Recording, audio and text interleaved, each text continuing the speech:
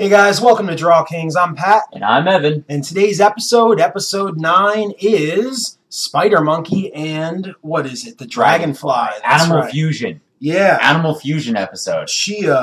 I was thinking about calling it Monkey Spider and the Fly Dragon, but we already know the other terms, so right, exactly. It's kind of like complicating things. So I'm going first. I'm drawing the Spider Monkey. And so I kind of feel like God dropped the ball on this one. I kind of think if you're going to call it something, maybe I think it's the English language. Man. Yeah, but the thing is, it's not like we had a crazy animal to observe and then say, you know what, that's a fucking spider monkey. It's not like that guy. It's not like we've got this this 8-legged monkey that's swinging from the tree. So. I kind of think it's both of our responsibilities, God's and the English language. Absolutely. It's almost reverse evolution. What happens if the spider had been the predominant thing? Because the spider monkey, guys, if you don't know what it is, it's just a monkey that climbs in the trees a lot. Yeah, it's got long limbs and it jumps and it uses its tail to hook up to branches and all sorts of stuff. And it shoots webs out of its butt. So obviously... no, it doesn't actually. No, it doesn't shoot... No.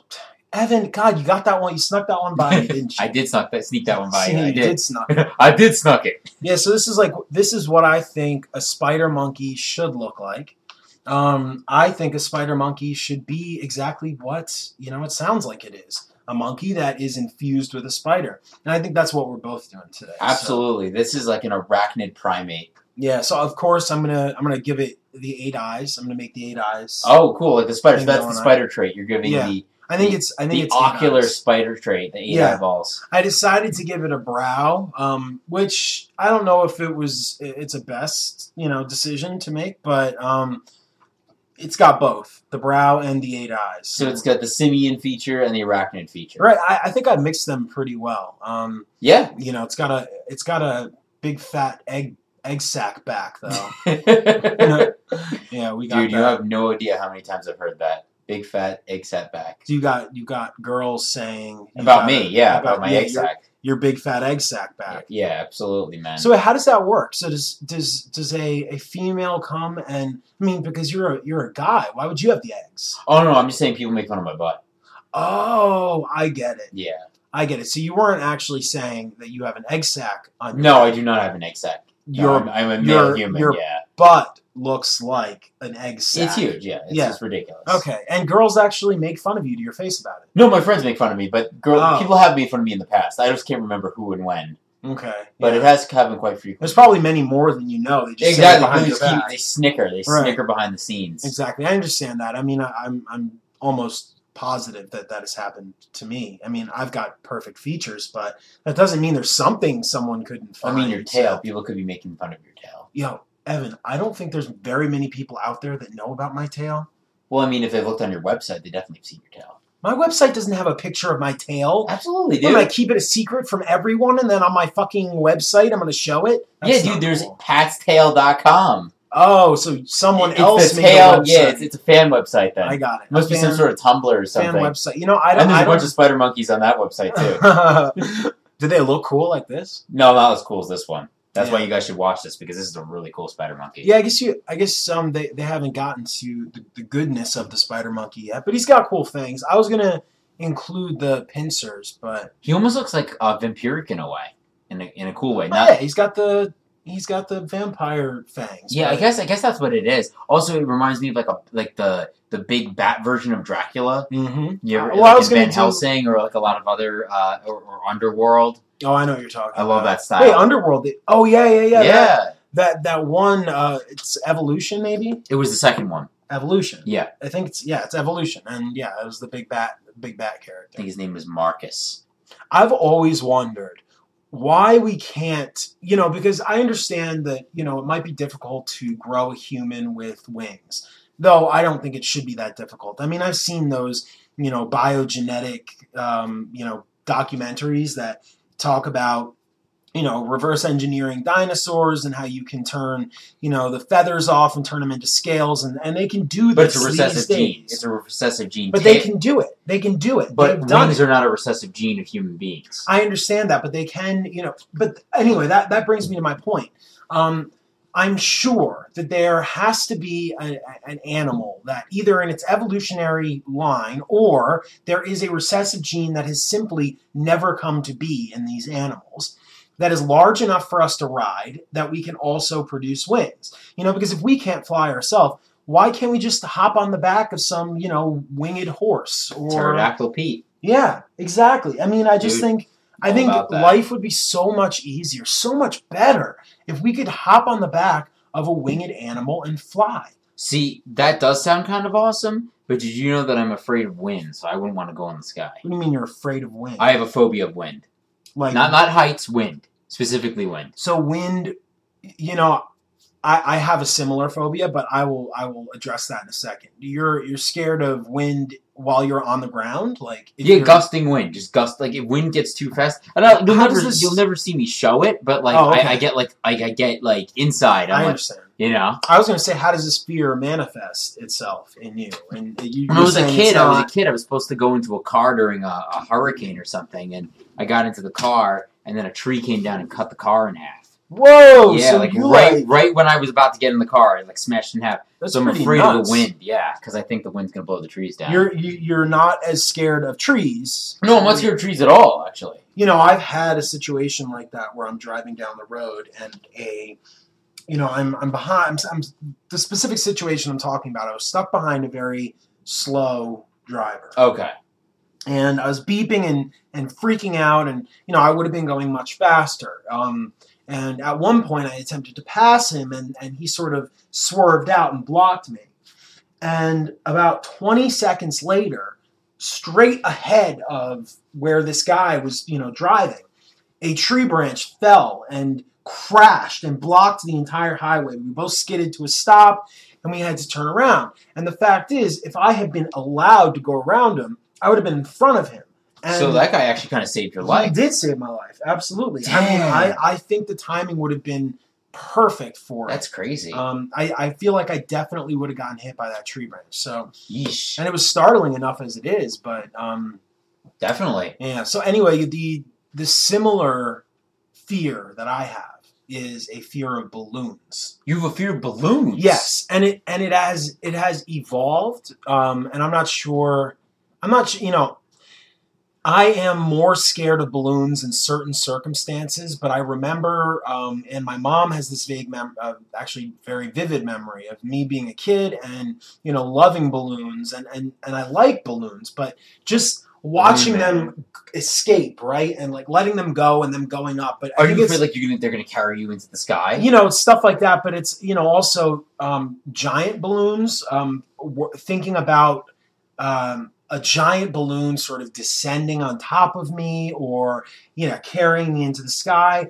But the absolute scariest form of a balloon is a balloon in water. Really? Yeah. This is like truly, is like, I would normally laugh, but this is like a truly... This is serious. This is some serious stuff. Yeah, this is a balloon phobia. Yeah, like a floating trampoline in the water, a buoy, boats, the underside, just not knowing really what's under them and how far it goes, seeing something on the surface and, thinking, I could swim up to that thing, but then running into something that you don't even see that's like, 20 feet away. So that has to do with the balloon, though? Yeah, I mean, it's... The balloon is like a symbol for the unknown? Yeah, yes, I think so. And the thing is, I appreciate the unknown. I've told you, I'm counterphobic. I know. I've actually used that term a couple times this week, actually, alone. Yeah, and so what I do is if I'm scared of something, I overcome it by conquering it. I think I'm fat, I take my shirt off at a party. I am scared of heights, I go to Woodward skateboard camp and I drop it on every vert ramp that there is. You're scared of chimpanzees and spiders, you draw a spider monkey. Yeah, I mean, I don't think that's necessarily a perfect example, but I was just providing one. Yes, I mean, that could be a possibility. If one of you 4 out there, we have 4 now, by the way. Oh, wow. Yeah. Oh, man, guys. 4 subscribers. Thank you to that number 4. I sent her a message. I believe it's a her. I very much appreciate your subscription. Anywho, Absolutely. So you're saying balloons again. So it's a symbol for the unknown and fear. Yeah, but like I said, I want to fly. My biggest fantasy. I tried to join the ROTC to go in the Air Force so I could be a pilot. And it's just like my biggest fantasy. My parents got me a Christmas present one year, a birthday present, which I haven't redeemed, and I don't even know if I have it anymore. But it's like one free flying lesson tour of New Jersey. Have you ever been skydiving? No, and I've wanted to. I was going to say, you'd be the perfect candidate. I don't know if I would go bungee jump. I would absolutely go skydiving. Bungee jumping is way more dangerous than skydiving. I actually had a bungee jumping dream last night. Really? Yeah. Dude, we can cover that in one of the DrawKings. Well, I mean, it's not really necessary. Well, I mean, not the dream. No, dream sequence in DrawKings. Oh, okay. That'd be kind of cool. In Pat and Evan? Yeah. Or No, DrawKings we can cover it. Maybe sometime in the future we could do a dream sequence drawing. Yeah, speaking of Pat and Evan, we've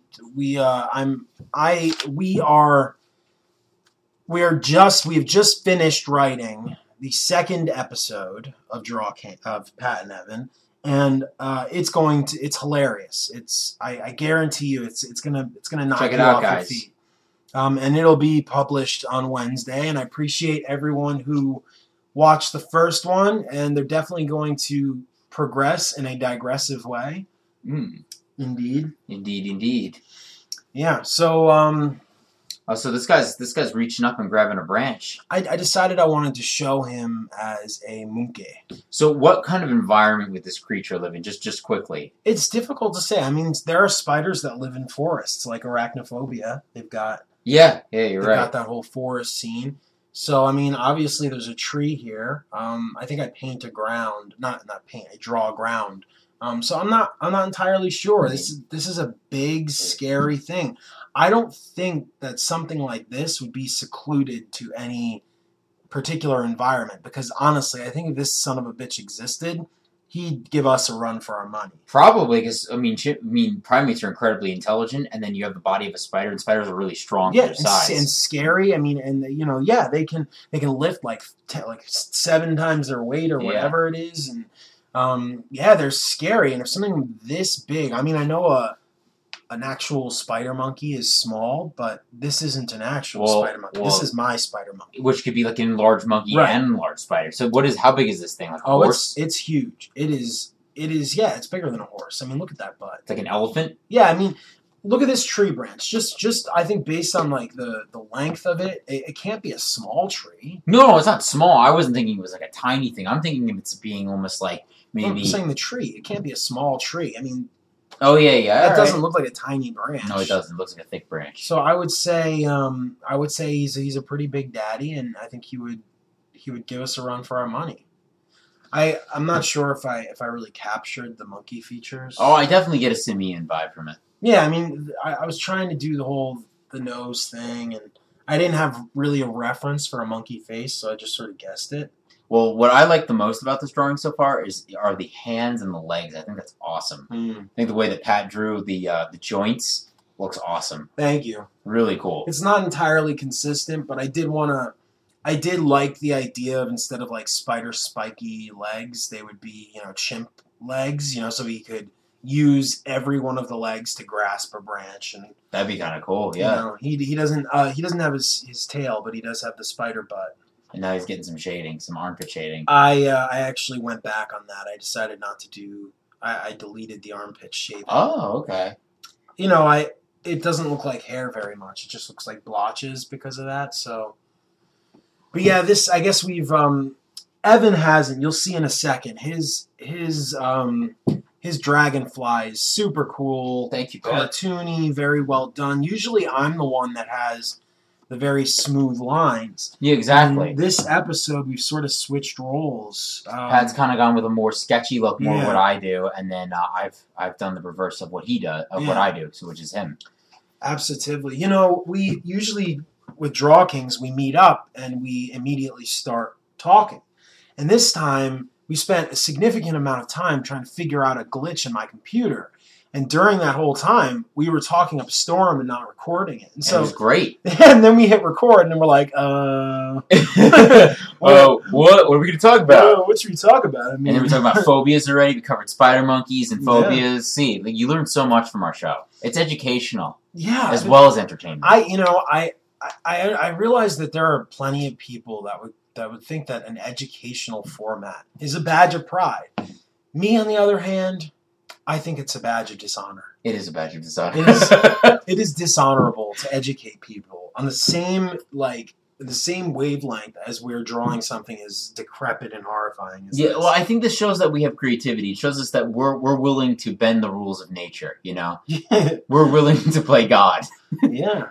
Well, I mean, with its apparent narcissism, the drawing of the spider monkey just shows our yearning to create a new creature. Oh, we yearn. We yearn. Yeah, I would. One of the things that I wanted was. Oh, the nose came out great. You think? Yeah, I really like the nose. I really like the nostrils in there. We can bring these characters back in some way. I keep messing with the shading, because I'm thinking about it. The light's coming from his right, and so should I shade his whole body? And then I realize if I shade his face, half of his face, then I got to do everything that way. And so I had to go back and delete that, and just stick with the rim shading, which I did. I wish I had moved it over a little bit because seeing the banner in that left corner there is a little distracting. But yeah, dude, you did a good job on the rim. Chia. Whoa. So awesome. Do you have a absolute favorite historical figure?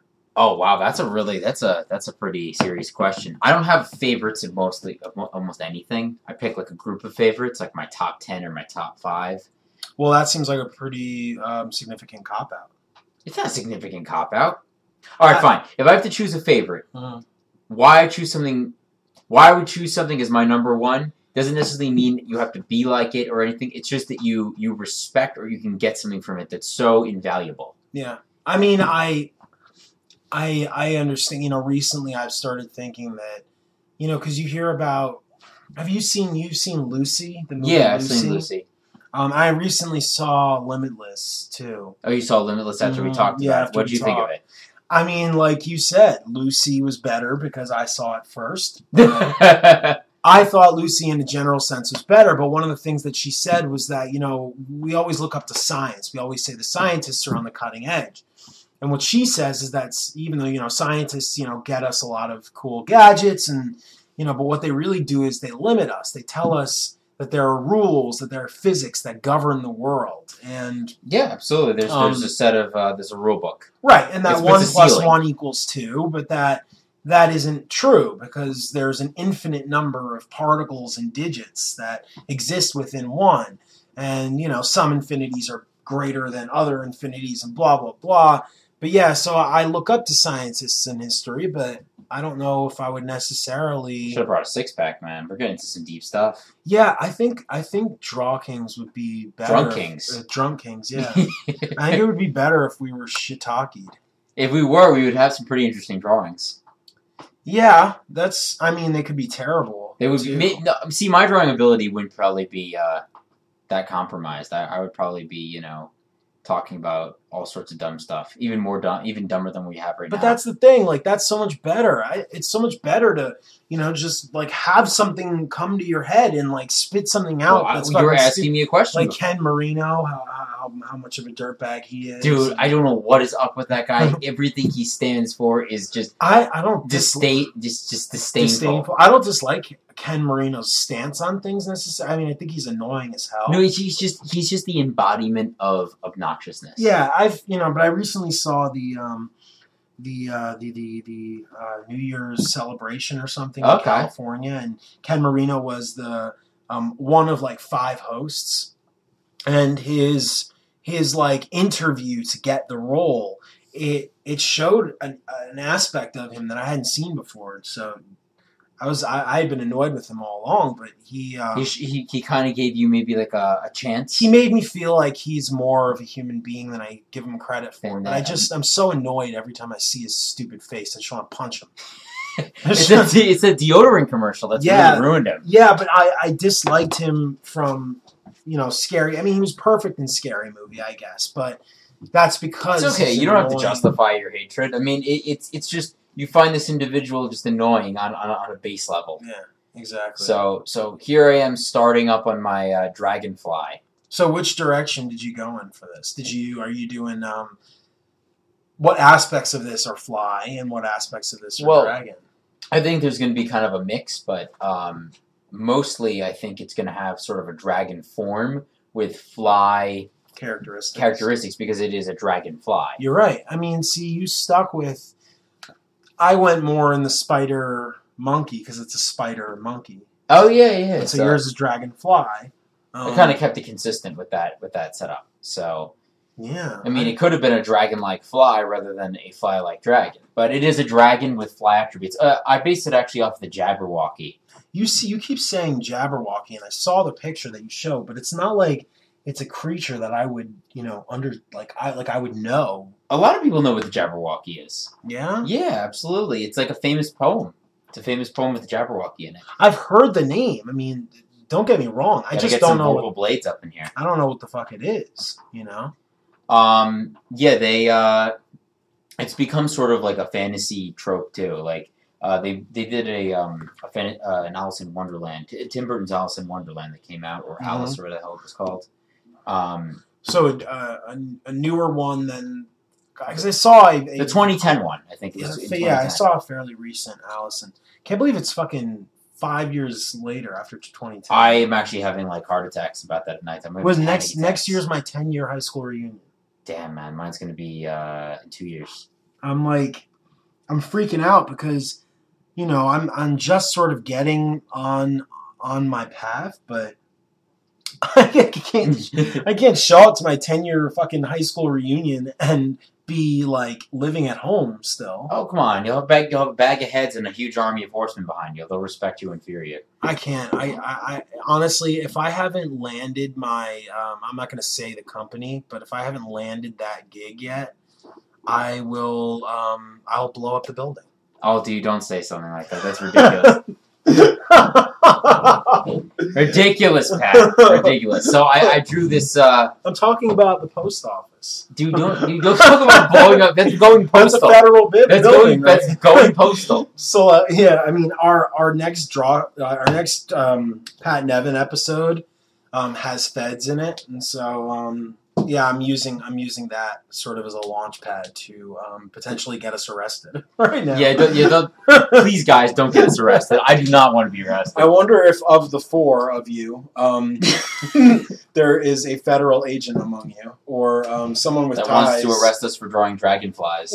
I don't know. I mean, it's freedom of speech. I mean, I guess saying that you're going to blow something up is not a good idea, especially if this is something that particular company would absolutely look at, to see my merit. This is something that they would actually. I think it's a little ridiculous. I think it's just a little outlandish. I'm looking for that diving board. Look, are you trying to play the wild card? Mm-hmm. You're trying to play Charlie's wild card. Mm-hmm. Yeah, you gotta. I'm looking for. So you better throw out a wild card of your own, buddy.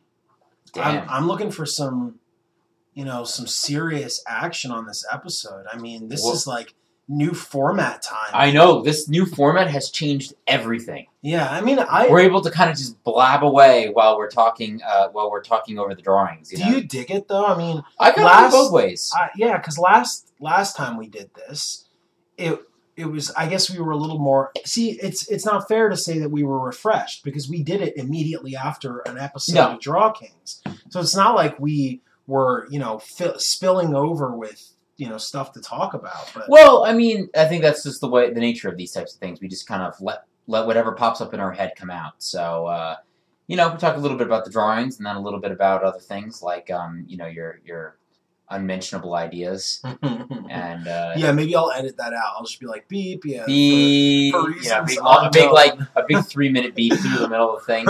For reasons that we cannot share with you, we are doing another reshoot. Absolutely. So yeah, we got this popping some fly eyes on this dragon. Yeah, I dig this dragon. I feel like I would be friends with this dragon. Yeah, I mean, honestly, if there's something that can be considered a dragon and it is friendly in any way, I would be friends with it. Absolutely, and I think that this is a perfect type. It could be an armadillo dragon. How to Train a Dragon was good. I love that. But it's just not realistic, you know. Because I mean, dragons would probably be too feral. This dragon is so stupid because it's a fly, and flies just run into walls. Does it live one day? Like no. It lives like an eternity, like a dragon. Oh, okay. But wait, is that something that's consistent with dragons in general? Most lore says that dragons are immortal. You have to kill them in order to get rid of them. I mean, but see, that is something that because I feel like, especially in Tolkien's world, from like all the Lord of the Rings lore, dragons have to be killed in order to get rid of them. Right. They're immortal. But I mean, we could going back to the riding a mythical winged creature. Oh yeah, or just like no, I mean like earlier in this conversation when I'm talking about riding a winged creature. Yeah, but what I'm saying is that an animal that is likely to have wings as a recessive gene is some sort of giant lizard. I mean, I feel like we could go in, mess with the genetics, grow some wings, make it a little docile and a lot bigger, and get on its back, and we'll have things that we can ride around. I just feel like that is such a wonderful solution to all of our transportation, or we could just make giant dragonflies. Yeah, but like giant dragonflies, they're so stupid you could completely manipulate them through some sort of like mind control device. Actually, I do. I mean, or put some kind of pheromone or protein on your body that it responds to, and then it listens to you. I mean, one thing that they do say is that insects in an environment where they aren't restricted can become as big as you need them to be. And so that's pretty incredible. Yeah, I mean, that's why, like back in dinosaur times, there was high, what is it, carbon dioxide or nitrogen or something. I actually don't know. And because of that, they had huge insects, enormous insects. And so that is something we could do. We could probably engineer an insect that was huge and figure out a way to ride it. it's just like a big fantasy. I would love to, even like a freaking jetpack. I just want to know what it feels like to, fly through the air with my, arms out. Well, that's why you got to go skydiving, buddy. Yeah, that's true. But I don't have any control over my... but that's a start. I think that's a close start. No, absolutely. Skydiving sounds amazing to me. And I can also get those, like, wing flaps. You mean, are you talking about hang gliding? No, I'm not talking about, wings. I'm talking about... you've got a suit. And they come out. Yeah, like the flying squirrel flap. Flying squirrel flap, right. Yeah. And that'll let you sort of guide yourself, and it'll feel like you're actually maneuvering through the... I would love that. They always have those like in spy movies and stuff when those guys jump off buildings and like swoop around. Yeah. Have you ever gone skydiving? No, actually I wouldn't probably. You wouldn't? I like certain types of thrills. I'm much more into like... there's something about having my feet off the ground though. I've never been a big roller coaster guy. Oh yeah, you're scared of wind. Yeah, I did do ziplining though over like a 3,000, 4,000 foot canyon. That's cool. Yeah, I like ziplining. I've done ziplining, just not a long high. Yeah, and some climbing, a little bit of mountain climbing too. I've done some of that. Like that a lot. I actually really do like that too. It's just that if you go with a group of people, shout out to TJ Veneman. You go with a group of people who really know what they're doing, and he's like he was a great guy to go with because he's experienced. He's experienced, but he's also interested in getting you, where you need to be because it's incredibly exhausting, and you got to get to the top and get over it in order to succeed. And so he'll pace himself, but that whole group that I had gone with was just insane. They were like running up this thing, and I was out of breath by like really early on, and I wasn't even the worst one there, and. It's just, constant, like, movement. It's movement. constant movement. You're using your arms, your legs. I love that stuff. Yourself. It's really cool, and if you can do that on a regular basis, like, it's a great way to get in shape. Oh, absolutely. But yeah, it's tough in the beginning, just like going back to. But it goes. That's with everything. I mean, if you start people in intro level gymnastics, it's the same thing, or powerlifting or any sort of physical activity. Most people have a base to work off of, but it's not. This kind of looks like an ox skull or something. Yeah, I always like adding those weird horns onto dragons for some reason. You like the ox? I have the ones that like the striated horns. So yeah, I think they're I think they are ox. Those are ox or something. Yak. I think it's yak horns. Or awesome. not a boar.